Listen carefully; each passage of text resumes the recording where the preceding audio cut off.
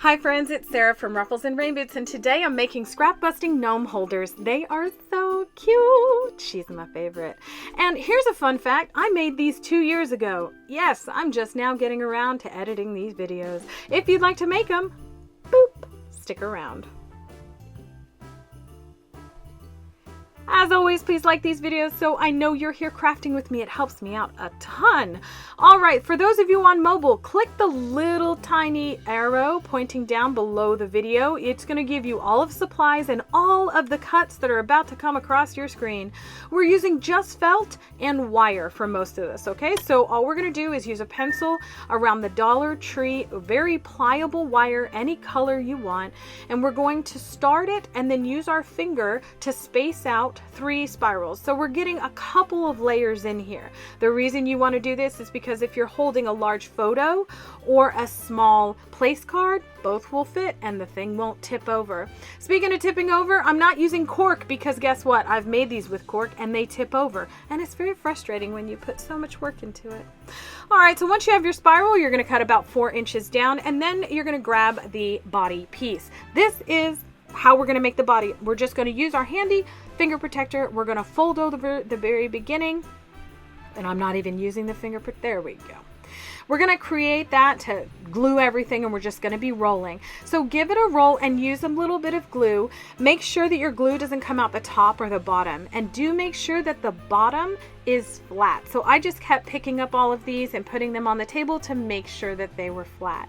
Once you have a couple of rolls, you're just going to add a generous portion of glue. Again, staying away from the edges.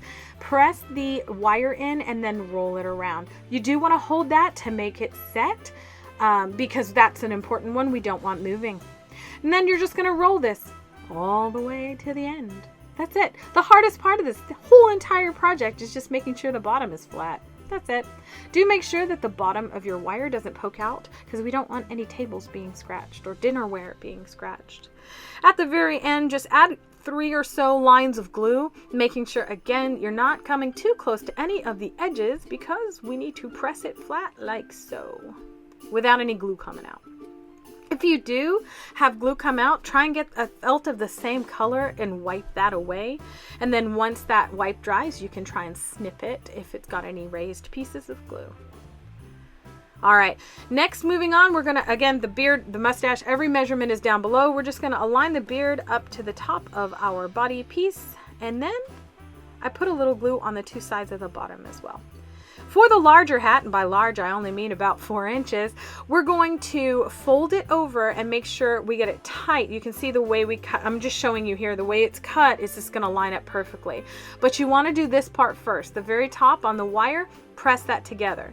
Now the felt I'm using is the thicker craft felt. It's not those thin, really thin sheets, but it's still a sheet form. It comes in the same craft area, the same area, the craft stores. It's about 9 by 12 inches, but it is a little thicker, so it won't show a lot of that glue through there.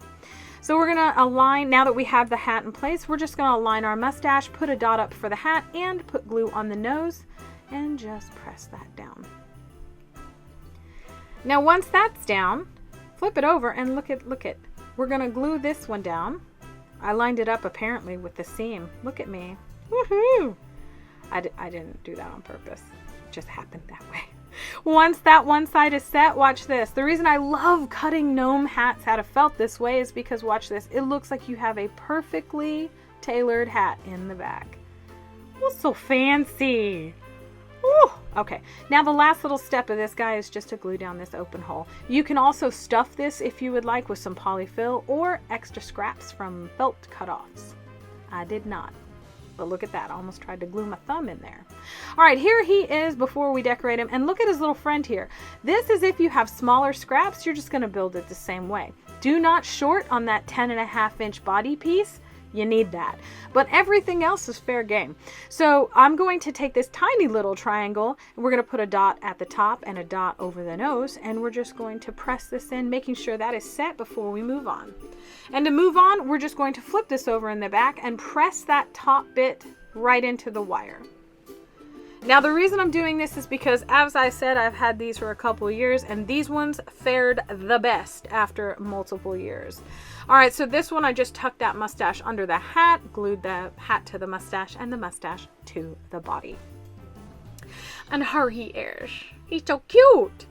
Okay, so for the little girl, I don't know. I don't know how to make braids out of felt like this, y'all. I'm not an artist.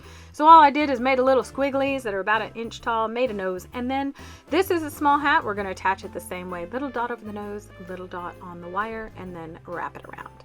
For the big one, again, the same way as we did the first one, wire first. Make sure that wire is first, because I will tell you, if it dries and it's in the wrong place, you just have to cut a new hat. It really hangs on to that glue.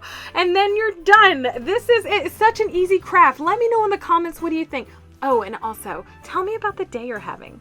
Mine is super. Okay, thank you so much for being here. Please like and subscribe for more crafty fun.